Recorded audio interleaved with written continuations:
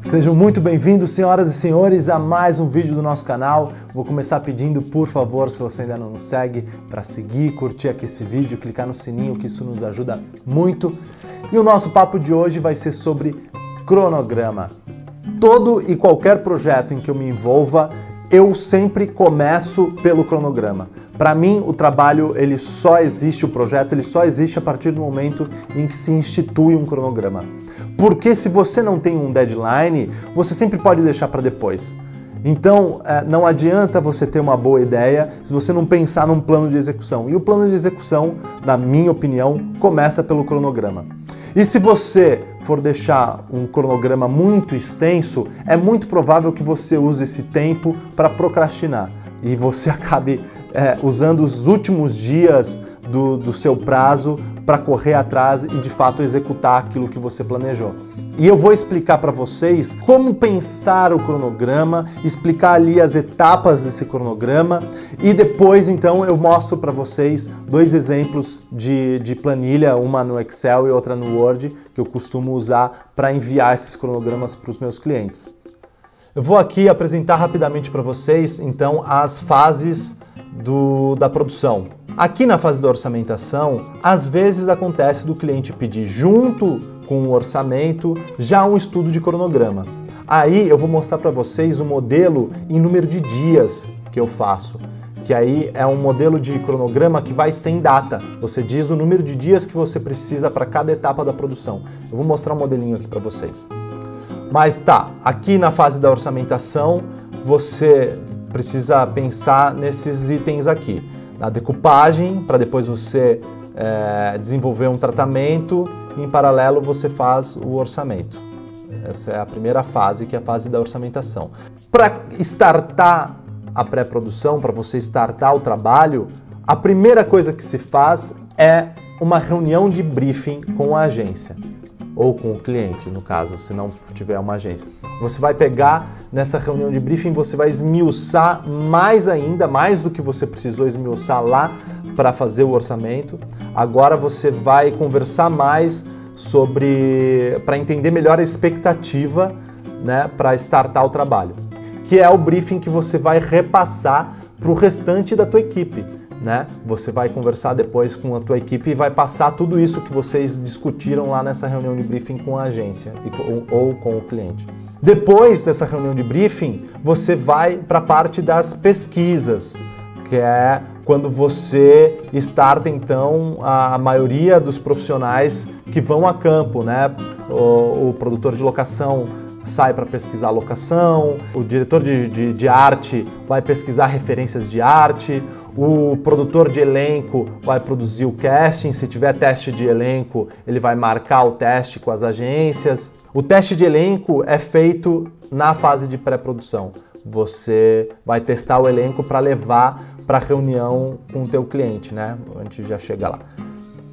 O que é isso aqui? Pre-Production Meeting. PPM. É a reunião de pré-produção. É quando você apresenta toda essa pesquisa para o teu cliente ou para a agência, ou para os dois, né? Geralmente muitas vezes você tem duas reuniões de pré-produção. Uma com o cliente, com a agência, e depois, quando a agência aprovou tudo, né? Todos os itens ali da pasta, aí vocês vão, geralmente é no mesmo dia, você vai para a reunião com o cliente. Por que eu estou usando a expressão em inglês aqui, Pre-Production Meeting, PPM? Porque na maioria das agências eles chamam de PPM, então é importante que você conheça essa sigla para você entender, né, quando alguém te disser, para quando que a gente pode marcar a nossa PPM? Você entender que ele está falando da Pre-Production Meeting, que é a reunião de pré-produção. Ou outra forma de chamar essa reunião é reunião de produção, né? Simples assim. Que é a reunião que você vai aprovar as coisas que você precisa aprovar com o teu cliente ou com a agência para você poder de fato começar a produzir. Tudo que vem depois da PPM, tudo que vem depois dessa reunião é então a fase de produção. É quando você vai efetivar tudo aquilo que vocês pesquisaram na fase de pré-produção. Aqui na produção você vai efetivar todas essas questões, né, de liberações, de autorizações, né, você vai pedir, se você vai filmar numa externa, você vai precisar de autorização dos órgãos para liberação para filmar. Tudo que tiver para confeccionar, você vai startar agora, porque você já aprovou com o teu cliente, você já aprovou o figurino, por exemplo, se tiver que confeccionar um figurino. Agora você já pode startar, porque ele já aprovou o modelo, né, de figurino que você vai confeccionar. As locações, se você tiver uma casa, por exemplo, aí agora tu já sabe qual a casa que eles escolheram, aí tu vai para as questões práticas, né, de agendar o dia, o horário que você vai entrar e todas essas questões de logística e tal. Aí tudo isso entra na fase de produção. E aí quanto mais você tiver coisas para resolver, para poder filmar, maior precisa ser a tua produção, né? Às vezes você tem muita coisa para pesquisar, mas não é tão difícil de produzir depois, né? Então você precisa de mais tempo de pré-produção do que tempo de produção, né? Isso varia, cada trabalho é um trabalho, e aí você precisa entender o tempo que você precisa para resolver cada coisa, para conseguir pensar então um cronograma.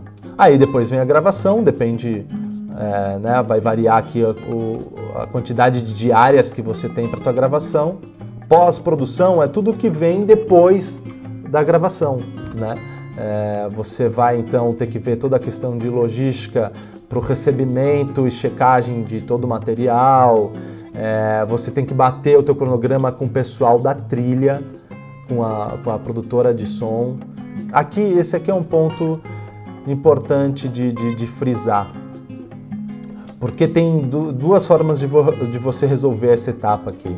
Às vezes a produtora de áudio já faz uma trilha para você ter como base para sua montagem, mas na maioria dos casos a gente trabalha com uma trilha que é uma referência e com uma locução também que não é valendo, é uma locução guia, que muitas vezes nem é o próprio locutor do filme que faz, alguém lá da produtora de áudio que faz, para você ter uma guia para poder montar, e depois da sua montagem pronta, aí você vai fazer a trilha em cima do filme e a locução em cima do filme. Esse é o procedimento mais comum, assim, pela minha experiência. Mas acontece também do diretor, não, eu quero a trilha valendo, a trilha final para montar em cima. Acontece, tem de tudo. Mas isso você precisa estudar com o teu diretor e com a produtora de áudio, como é que você vai proceder com relação a isso dentro do cronograma. Você tem que contabilizar, dependendo da câmera, dependendo do formato em que você for filmar, você tem que contabilizar o tempo de baixar o material, de converter o material, né? Cada trabalho é um trabalho. Se você vai rodar com uma câmera mais robusta, que geram arquivos muito grandes, às vezes você tem que contabilizar esse tempo de conversão e tudo mais. Isso é importante você pensar na hora do teu cronograma. Uma outra coisa aqui na pós-produção. Quando você vai pensar o cronograma, você tem que ter espaço de manobra. Porque assim, o teu montador diz, eu faço esse filme em um dia. Não coloca um dia no teu cronograma, porque ele faz o filme, ele faz o primeiro corte em um dia, mas esse corte tem que ir pro diretor aprovar, tu tem que ter tempo do diretor ajustar, né? Isso antes de ir para a agência ou para o cliente. Então você tem que contabilizar isso também na hora de pensar teu cronograma. Não é, é um dia de montagem, tá, então põe um dia no cronograma. Não. O montador, quando ele te passa o prazo, ele não pensa. Muitas vezes ele não pensa nesse trâmite, que precisa ir para o diretor aprovar, ou que ele precisa desse tempo para fazer ajustes antes de ir para o cliente. Você tem que pensar isso. Então você tem que passar para o teu montador o prazo que ele tem para trabalhar e tem que deixar esse espaço de manobra para ajustes e tal antes de ir para o teu cliente. E isso tu tem que pensar em toda etapa de pós-produção. Né, um finalizador idem, se o finalizador precisa de um turno para resolver o trabalho, tu tem que deixar mais um turno para ajustes, e assim por aí vai. E um prazo de imprevisto, se o cara precisar de um dia para montar, ele pode ficar doente, ele pode ter um problema na família, ele pode, sei lá, dar um problema no computador dele. Eu sempre deixo pelo menos meio turno ou um turno de espaço de manobra. Se o cara me promete, eu te entrego o filme para mandar para o cliente início da tarde, combina no meio da tarde, combina no final do dia, sabe? Eu sou muito calejado com relação a isso e posso te garantir que é muito importante você deixar esse espaço de manobra. E as pessoas acham às vezes que tu tá enganando a tua equipe. Não, não é isso. Você pode dizer pro montador, olha, eu prometi pro meu cliente no final do dia, mas eu quero que tu me mande no início da tarde. Tu pode deixar claro para eles que tu deixa esse espaço de manobra, porque tu também, além do diretor aprovar, tu também tem que aprovar, né? Porque tu participou de todas as etapas, tu estava lá na reunião de briefing, tu estava lá na reunião na PPM, tu sabe qual é a expectativa, então tu também como produtor ou como atendimento, sei lá, eu, produtor executivo, tu também tem que aprovar o filme, né? Então tu tem que deixar esse espaço de manobra. Daí você precisa contabilizar também os tempos de ajuste do cliente, da agência. Você tem que ver com a agência se você vai aprovar o filme com a agência primeiro e finalizar e depois apresentar para o cliente, ou se o cliente vai aprovar junto com a agência, como é que vai ser esse processo. Se você nunca trabalhou com uma determinada agência, primeiro trabalho, tu precisa conversar com eles sobre isso para entender como é que é esse processo. Tem muitas agências que só apresentam o filme finalizado para o cliente, o que para a gente, para as produtoras, isso é ruim por um certo ponto, assim, né? Porque daí você já finalizou o filme, daqui a pouco vem a alteração de montagem, isso às vezes até gera custo, porque o montador, né, vai ter que fazer uma outra versão, um outro ajuste, ou o finalizador vai ter que finalizar de novo. Você precisa pensar esse prazo dos ajustes e as cópias, né? Muita gente esquece de colocar isso no cronograma, de você ter o prazo para fazer o registro na Ancine, para fazer as cópias, você precisa contabilizar isso também. Certo, galera? Essas aqui são as etapas da produção. Agora eu vou mostrar para vocês 2 exemplos de cronograma para a gente encerrar esse vídeo. Esse aqui é o mais usual, assim, que eu mais uso e que eu vejo mais, assim, das produtoras usarem, né? É um cronograma padrão do Excel. Ele já vem com Excel, eu só coloquei aqui o logo do coletivo, né, e tal. E aqui são os dias da semana. Então, ó, alinhamento de roteiro, orçamento, cronograma. Esse cronograma aqui que eu fiz, esse esboço aqui de cronograma, provavelmente foi antes da orçamentação, ou junto com a orçamentação. Então ele tem aqui também a fase da orçamentação. Então, aprovação do orçamento e cronograma, reunião de briefing na agência, reunião de briefing com a equipe de produção. Então, geralmente a gente sai da reunião de briefing na agência e já emenda direto a reunião de briefing com a equipe, né? Então, as informações estão fresquinhas na cuca. PPM, a reunião de pré-produção com a agência. Aqui só tem uma PPM, então ou era uma PPM que tu já apresentava de cara para o cliente e para a agência, ou acontece às vezes da agência fazer a reunião com a produtora e a agência apresenta para o cliente. Acontece muito de ter a reunião na agência de manhã e no cliente de tarde. Aí você entra então na fase de produção, a locação de manhã e pré-light em estúdio de tarde. Eu acho que era uma diária em locação e uma diária em estúdio. Montagem, apresentação de offline, possíveis ajustes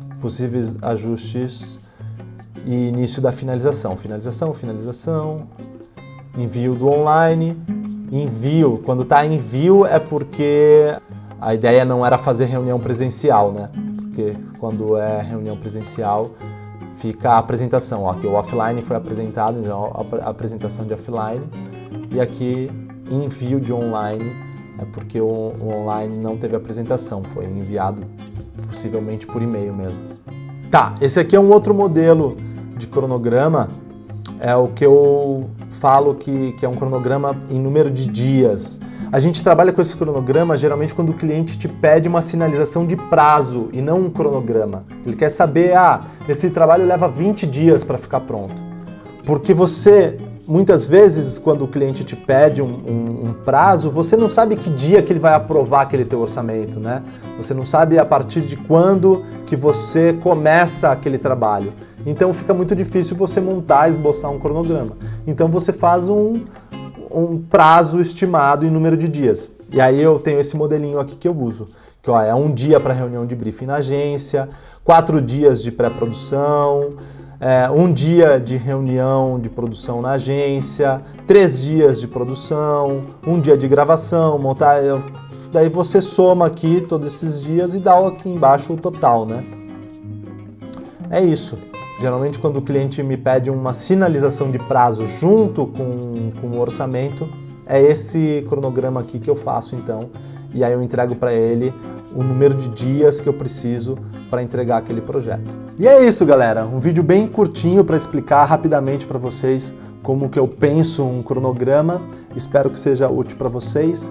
Deixar aqui meu pedido mais uma vez para você curtir esse vídeo, clicar aqui no sininho, seguir a gente aqui no canal e vejo vocês no próximo vídeo. Valeu!